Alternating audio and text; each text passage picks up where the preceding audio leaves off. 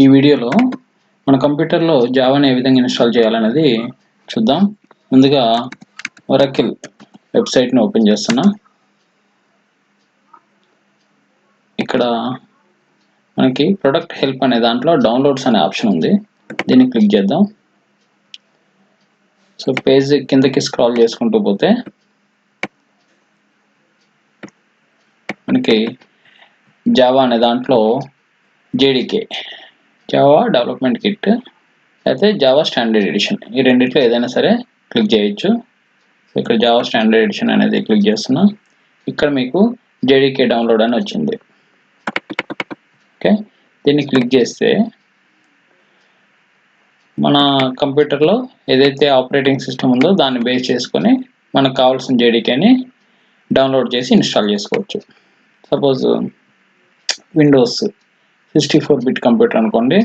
ఈ JDK 14.0.1 Windows ఈ executable ఫైల్ని డౌన్లోడ్ చేసి ఇన్స్టాల్ చేయాలి. నేను ఆల్రెడీ ఇది డౌన్లోడ్ చేసి ఇన్స్టాల్ చేశాను.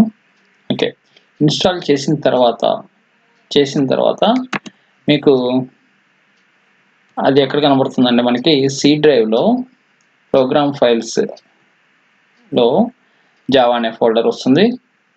ఈ జావా అనే ఫోల్డర్ లోపల JDK నేను ఇన్స్టాల్ చేసిన JDK 1.6.0 కాబట్టి Java development kit, Java run time environment JRE and JDK వస్తాయి. ఇక్కడ JDKని ఓపెన్ చేస్తే బిన్ అనే ఫోల్డర్ వచ్చింది కదా, అది కూడా ఓపెన్ చేయండి. ఓపెన్ చేసిన తర్వాత ఇక్కడ అడ్రస్ బార్లో ఒకసారి క్లిక్ చేస్తే అది మొత్తం సెలెక్ట్ అవుతుంది మనకి ఆ పాత్ అనేది. సో దాన్ని కాపీ చేసుకోండి. ఇక్కడ నేను Ctrl+C ప్రెస్ చేస్తున్నా కాపీ చేయడానికి. ఓకే, ఇప్పుడు ఏం చేయాలంటే మనం కంప్యూటర్ యొక్క ప్రాపర్టీస్ దిస్ PC అనే దానికి రైట్ క్లిక్ చేసి ప్రాపర్టీస్ సెలెక్ట్ చేసుకుంటాం.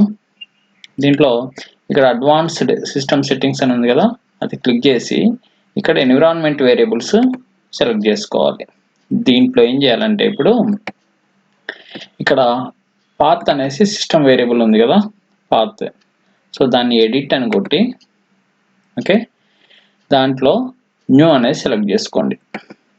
న్యూ సెలెక్ట్ చేసుకొని ఇక్కడ ఇందాక మనం ఏదైతే కాపీ చేసామో ఆ పాత్ని పేస్ట్ చేయాలి. Ctrl+V కొడుతున్నా. ఓకే, ఆ పాత్ అనేది పేస్ట్ అయింది. సో ఇక్కడ ఓకే అని కొట్టేసేయండి.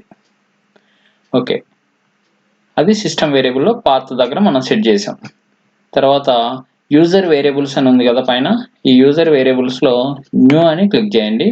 దాంట్లో వేరియబుల్ నేమ్ వచ్చేసరికి java_home. తర్వాత వేరియబుల్ వాల్యూ వచ్చేసరికి ఇందాక మనం పాత్ని కాపీ చేసాం కదా, దాన్ని ఇక్కడ పేస్ట్ చేస్తున్నా. పేస్ట్ చేసి ఈ బిన్ అనేది తీసేస్తున్నా. ఓన్లీ JDK 1.6.0 వరకు ఇస్తే సరిపోతుంది.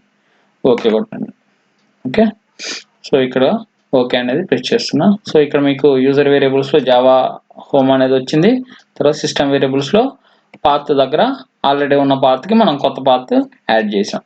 సో ఓకే అనేది ప్రెస్ చేసేస్తున్నాం. ఈ విధంగా మనం జావాని ఇన్స్టాల్ చేయొచ్చు సిస్టంలో. నెక్స్ట్ వీడియోలో ఒక సింపుల్ జావా ప్రోగ్రామ్ని ఏ విధంగా కంపైల్ చేయాలి, ఏ విధంగా రన్ చేయాలనేది చెప్తాను. Thank you.